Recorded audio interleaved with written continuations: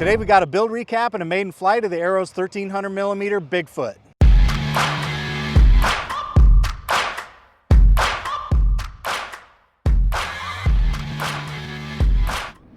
Before I get into the content, I need to let you know this video is sponsored by Hobbyzone, who sent me this Bigfoot for review.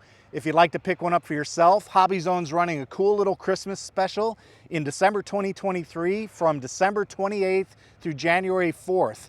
They have a sale on their website, and I'll also have a coupon code in the description. So make sure you check out hobbyzone.com if you'd like to pick up one of these models for yourself. And the plane's got ideas with the wind.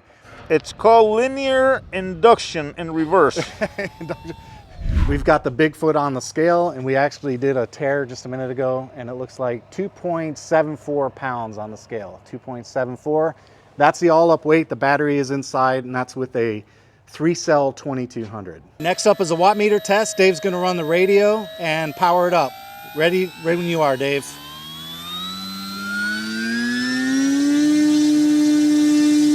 24.5 amps and 270 watts.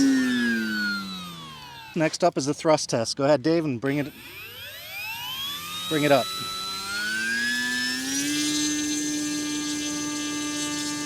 So about 1 pound. No, it's 0.66 pounds.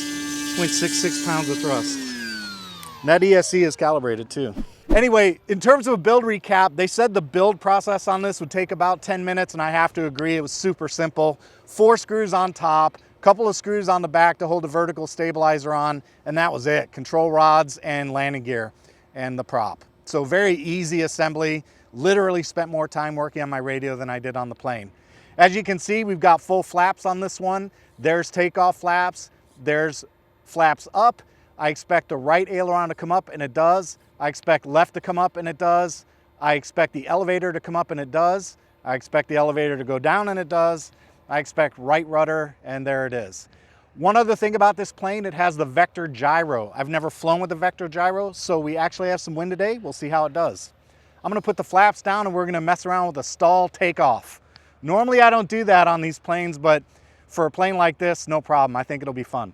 All right, flaps are down. Control checks are good, stabilizer's off. Here we go. Right in the air. And climbing like a banshee. It is a terrible day to film, guys. Dave and I are demonstrating some real dedication today because it is just an ugly day to film. It's the winter here. Clouds are out. Look at the lights though, huh? The clouds are out.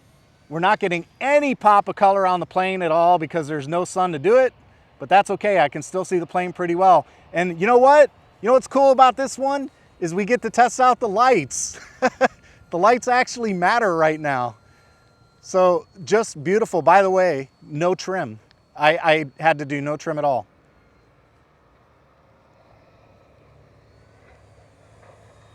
Yeah, this is a fun plane to fly, I can tell already. Easy natured. All right, let's do a couple of things real quick. We'll do a stall. I'm gonna do a stall and see how it performs. Power's off, and a little bit of a nose drop, but easy to recover with an application of power. No problem. We'll do our yaw test. I gotta come around and go into the wind for that though. I noticed the nav lights are correct. So we've got green on the right, port on the left, or red on the port side, so that's good. And I see the landing light on the nose. All right, here comes the yaw test. Straight up in the air, power's off, and I see a dip to the right, so a little bit of left rudder. We'll do that again. Up we go, power's off, and there we go, straight down. So a couple clicks of left. We'll try the upline test and see how it does inverted and how the CG is working out. So 45-degree upline, we go inverted, and it nose down a good bit, but you know, that's a trainer plane though, so I'm not too upset with that. I might push the battery back just a little bit, but it's fine. I think for a trainer, it's just fine. All right, next up is a loop. We'll do a loop just to see how it does in terms of tracking, to make sure it tracks straight. Yeah, there we go. Nice straight track on the loop, no problems. I had to do a little work on the ailerons to keep it level, but That's fine, that was wind. I like the lights. Man, you can really see it with those lights, huh? All right, next up we'll try the stabilizer. So I'm gonna bring it into stabilize mode, which is right there. And all that will do is take care of wind for me. That's not an auto level mode, that's just an uncommanded movement or stabilize mode. And I think that looks pretty good. Now let's try the auto level mode on this one. We do have some wind today, so there's auto level. Let's see what I can do. That's a full right turn and it will not roll. Okay, so auto level mode is an angle limiting mode on the vector. So yeah, no problems there. I'm gonna bring it around and let Dave see it, and I'm gonna take my hands off the sticks. And I see a little bit of a descent rate in there with my hands off the sticks. So that can be cured with a little bit of trim. And before you say anything, I'm not sure about the calibration process on this gyro, so I would have to examine that to see if there is a calibration process. If not, I would handle that by putting some flight modes in and using trim on a flight mode, and that's that. All right, Dave says we need a slow pass with the lights on, so I'm gonna do that for him. There we are. Cool. I want to try and get it into the wind and really get it slow.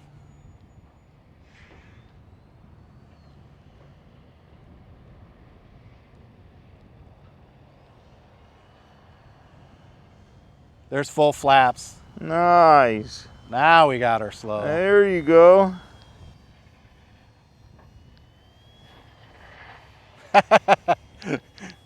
That's a fun airplane to play with. Yeah, that's fun to monkey around with for Oh, sure. yeah. Nice. Yep, nice and slow. Yep, beautiful.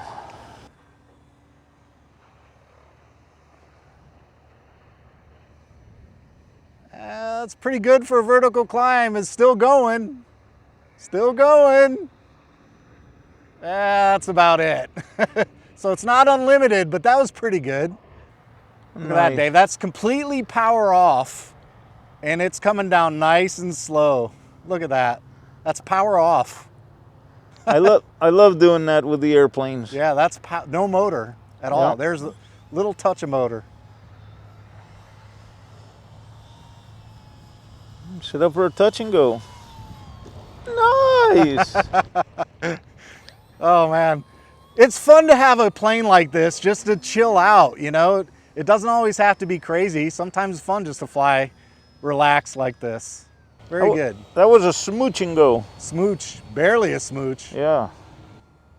Let's see how it does. I'm gonna try inverted. Let's see how it does inverted. Oh, I have the angle mode on. Let me turn that back off. There we go. Pushing down on that elevator, huh? Yeah, a little bit. It's not terrible though, to be honest. No, but we get used to flying the 3D and pattern planes, which you just barely touch it, or you Yeah. don't even, and then we fly these, it feels like you're pushing it all the way. Yeah, it's fine though. It's what I'd expect. Yeah. It's exactly what I'd expect. I like it. That flies great. I wonder if it'll do a knife edge. Let's try.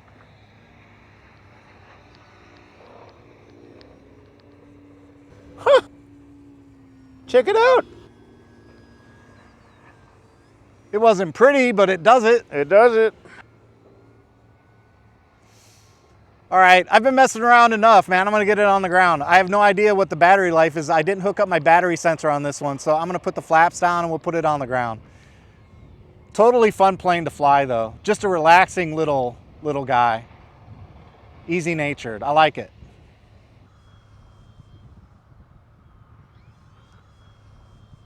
Stabilizer on.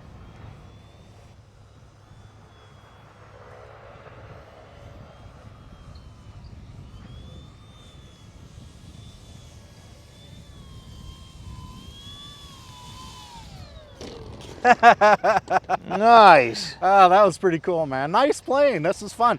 The stabilizer works. I'll tell you, the uncommanded movement mode, I had it on for that landing. It is a little blustery, so putting the stabilizer on, it's perfect. This is perfect conditions for using a tool like that. All right, let's put this one on the table and wrap it up. terms of flight time, it looks like 9 minutes and 45 seconds total time with the throttle on.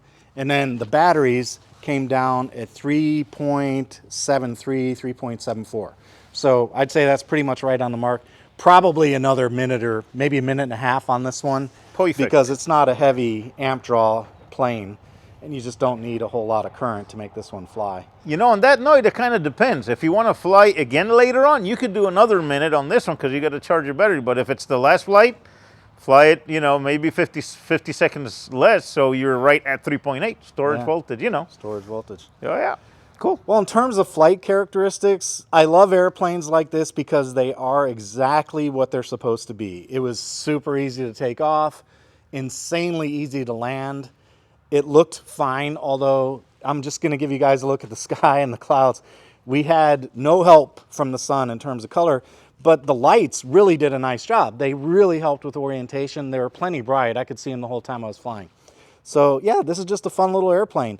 I think in the spirit of fairness, I really need to go back and check the manual on the stabilizer to see what options I have for doing things like calibration. I did not see an option for gain, but I didn't look for it either. I just figured it'd be one of those plug-and-play models, and it was effective. I didn't have any problems with the way the stabilizer was set up. It did the job, and certainly made landing the plane with the wind easier. I'd like to remind you this video is sponsored by Hobbyzone. Thanks to Hobbyzone for sending this model out for review. And I'll remind you, I have links in the description if you'd like to pick one up for yourself. And Hobbyzone is running a sale, so make sure you check out their website. You can score a little bit of a discount on this 1300 millimeter Bigfoot. Dave, you got anything else to add? Oh, beautiful. Flies great. No problems. Yep. All Beautiful. right. Dave will Nice. probably fly it in a little while. See what he I thinks. like it. Yeah. That wraps up my build recap and maiden flight of the Arrows 1300 millimeter Bigfoot. If you like this kind of content, make sure you subscribe, hit the thumbs up button, and a notification bell so you know when new videos hit the channel. YouTube should recommend another video for you right now. That's all I've got for today. Take it easy. Hasta la vista.